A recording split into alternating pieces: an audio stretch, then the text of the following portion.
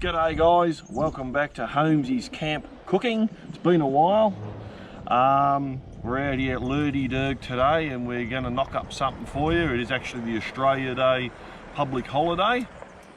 Even though it was Australia Day yesterday, we thought we'd come out here to the bush and do a bit of camp cooking for you.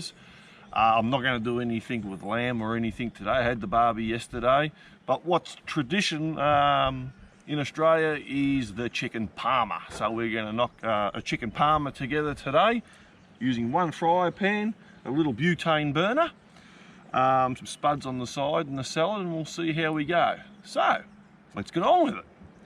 First up, I want to fry some of these little whole baby potatoes. I've used these before and they're a bloody gem if you're just coming out camping and you want to keep a couple of tins of these in the camper.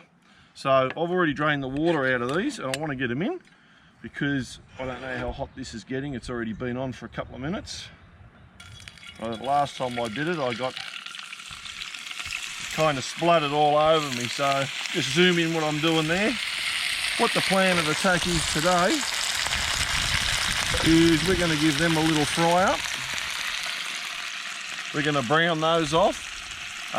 We're also going to add a little bit of this roast vegetable sprinkle. I use it on my roast spuds at home. It's absolutely beautiful. I've actually never read the ingredients exactly what's in there. I should have a look at that, but whatever's in there makes all your potatoes very tasty.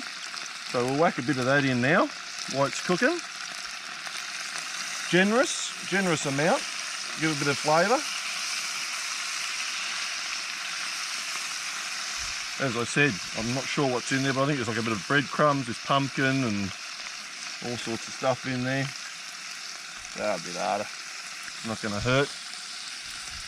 Okay, so far we've got a few ingredients. We've got the little spuds. We've used our seasoning.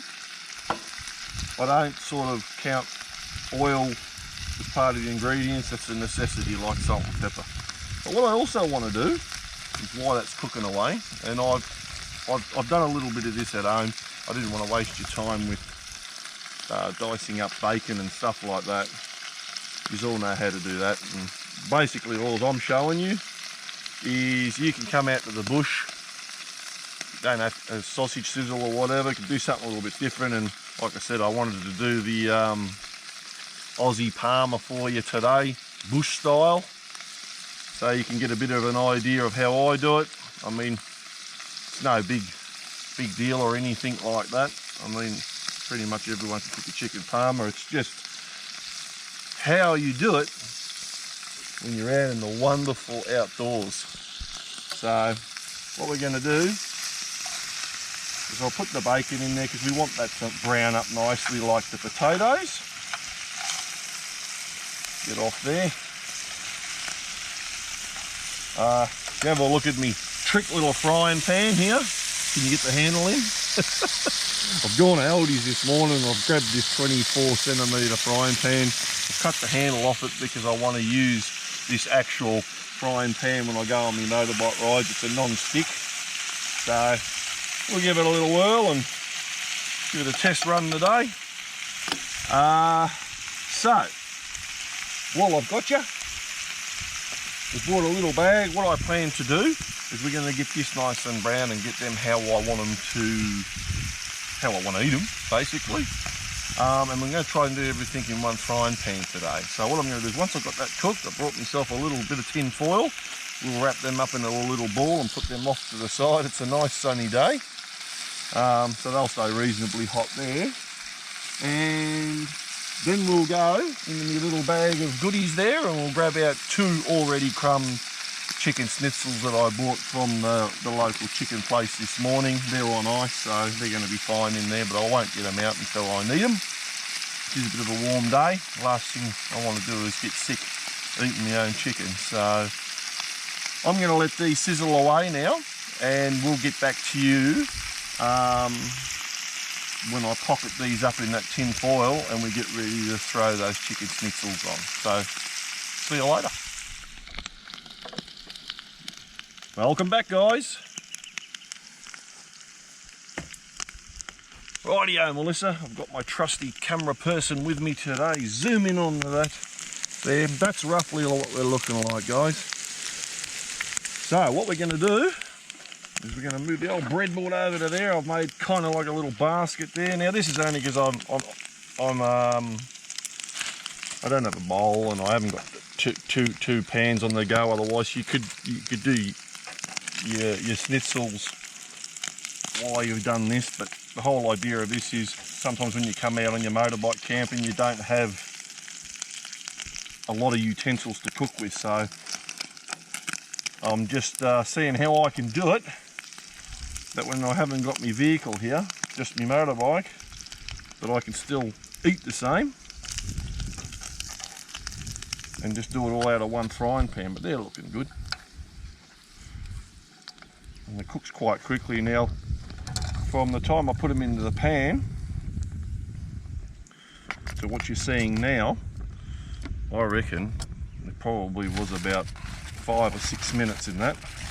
So what you just do is wrap that little parcel up. As I said, it's a warm day today.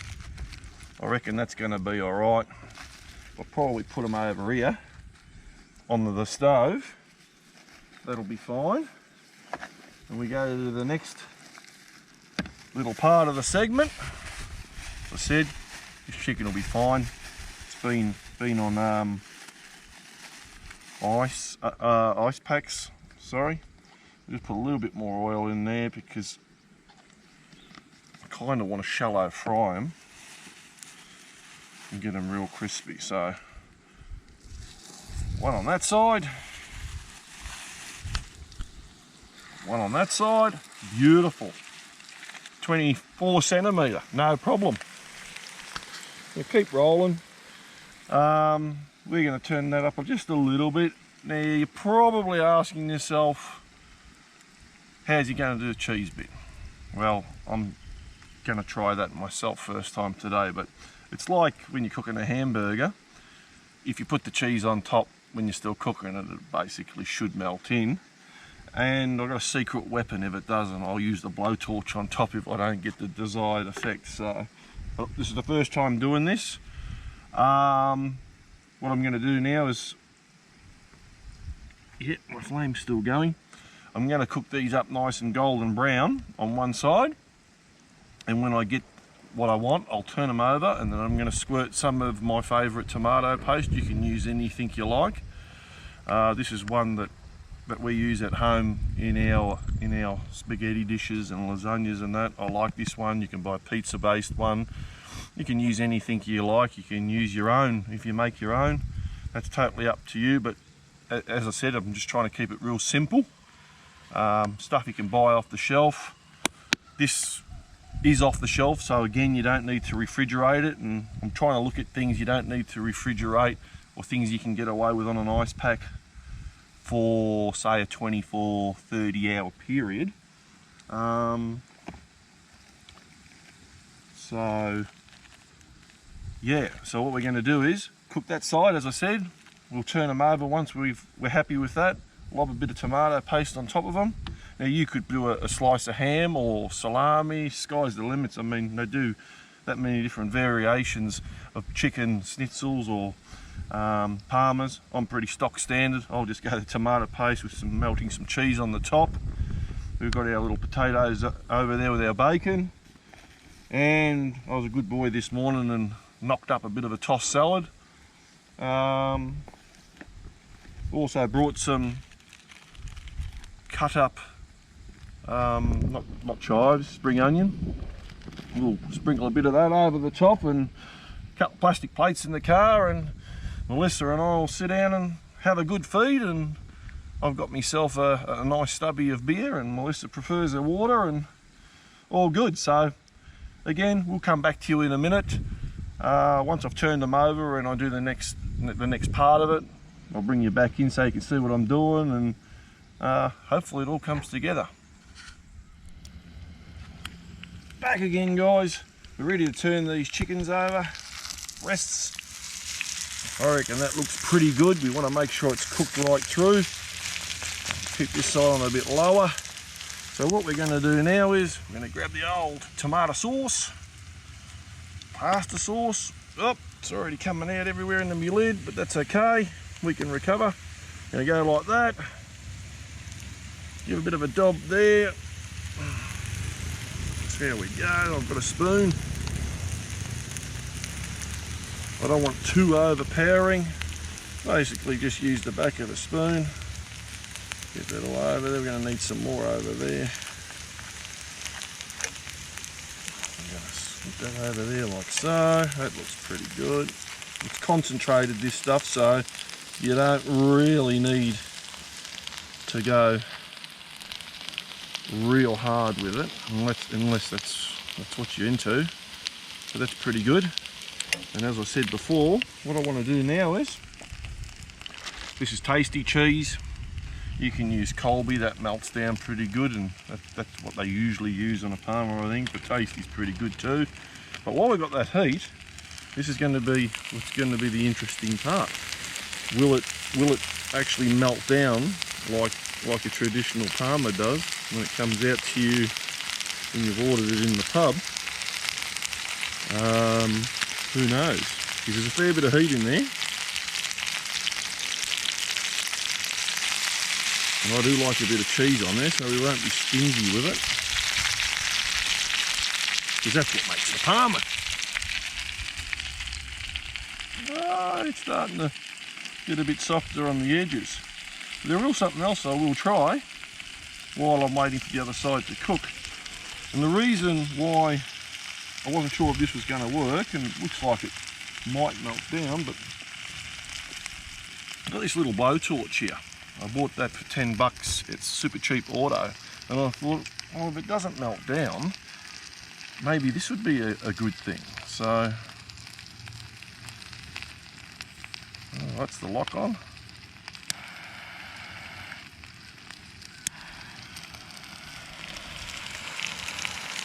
Yeah, see, I can't see the flame, but it certainly is working. Don't want to go too close, but although you do get those little burn marks, see, that you normally do get on a Parma when it's been under the griller. So yeah, it works, it just takes its time. Although we've got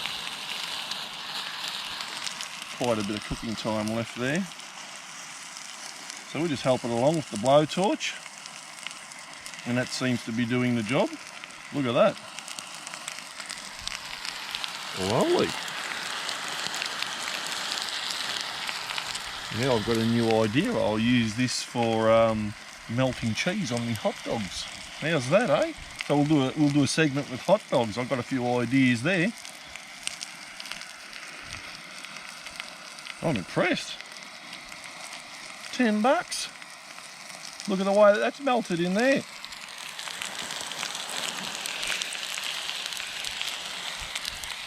And you don't have to hold the button on. It's got an off button, so when you reckon you're done, just click her off. Off she goes. Nope, that's off. I just want to check the underneath of those. Ooh, a bit hot, yeah. So I've got a bit of melted cheese over there.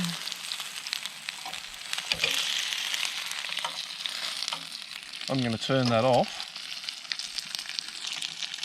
because I'm going to say that they're nearly done.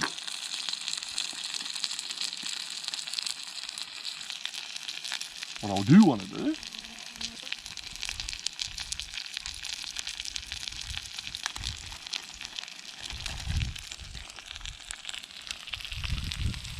have a look at that, eh? Save it a little bit for our spuds. What I'm going to do for you now is, I'm not going to make you watch me plate up. I'll get these on the plate with the spuds and the salad, and then I'll give you a look, and I think I'll introduce you to my co-pilot behind the camera. So I'll come back to you. Rightio, I'm behind the camera now. I said I would introduce you to my daughter at one time, who does most of my filming for me. So say hello, Melissa. Hi. We've now plated. Give us your thoughts. Has the old man done all right? Yep. So obviously lunchtime you got to, well, if you're out at the pub, you've got to have a pot with your Parma. That goes without saying. In this case, you get this one with your meal, and there you go. That's the final part of it. All I've got to do now is have a bit of neck oil with it, eat me Parma, and I'll be happy. What do you reckon, Melissa? Good. Thumbs up? Cool. Catch you later. G'day guys, just want to finish up this segment with saying that was absolutely fantastic. I was pretty happy with that run. So there you go. Chicken Parmas out in the bush, pretty simple.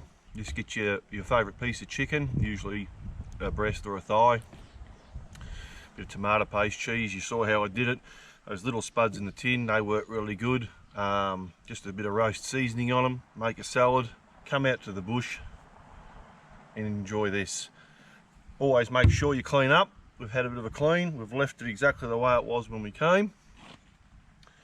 There's fire pits there for you, take away your rubbish, all good. So basically, next one I want to do is probably something like some hot dogs or something with a bit of cheese on them, a bit of a midnight snack when you've been on the terps. But until we see you next time, up your bum. See you later.